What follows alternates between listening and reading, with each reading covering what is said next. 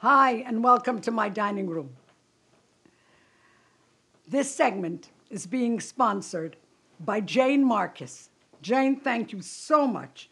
And she's sponsoring it in honor of me. Thank you, Jane. May Miryam merit to continue as a tremendous source of bracha. Thank you. You make me feel so good. And thank you for sponsoring it. Today's segment is about the women of Pesach. So us also. By the way, I think it's a Bardichever that says that Tkiya Shvorim Trua Tkiya is kratzen, schoben. It means it's the schus, that's the shefer schus. And ours is the scratching and the shobing and the cleaning that we do for Pesach. That is our shefer. Wow. So I want to talk about two women. Of course, the first one is Miryam, Hanaviah. She was 5 years old, when she convinced her father Amram to remarry her mother Yocheved. What happened at that time, I'm sure you know, is that the Gezerah of Paro to throw out Haben Yashlichu or Tashlichu, I'm sorry, I didn't write it down, into the ocean, every son, every child will be killed. She said, Amram left his wife Yocheved. So Miryam said to her father, Abba, Tati, you're worse than Pare. Pare's Gezerah was only on male babies. You're also not going to have female babies. And that's terrible. And the whole world's looking at you. And all the Jews are going to copy what you do. What did Amram do?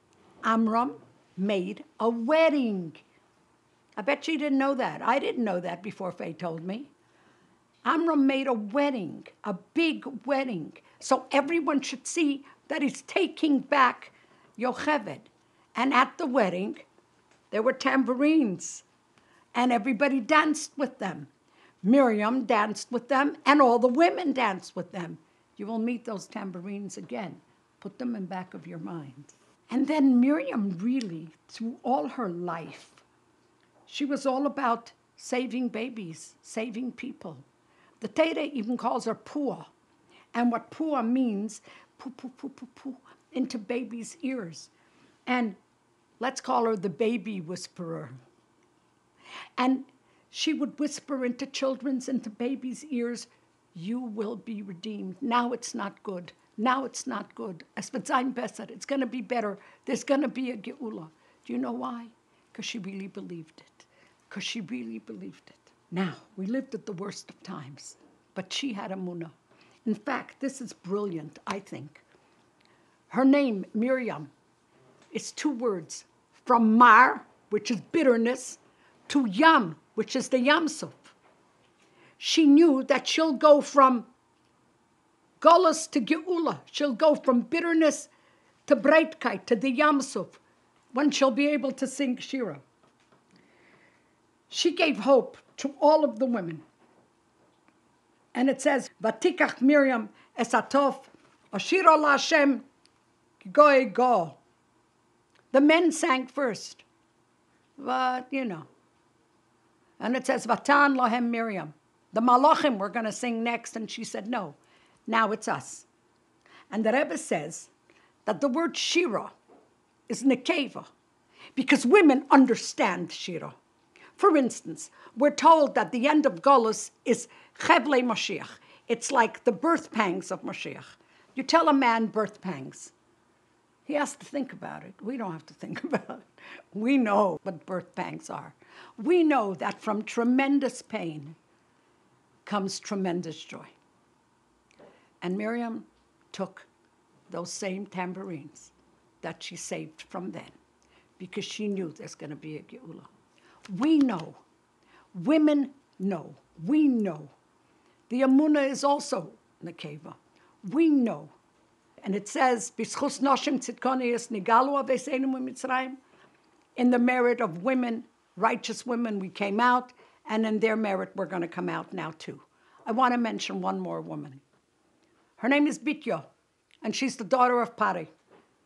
And she sees Mesha, V'hine nar becha, and a lad is crying. And she wants to reach his, I lost the word. She wants to reach his basket. And she can't. She really can't. It's impossible. But you know what? She wants to reach that basket. So she does the impossible. She stretches out her hand.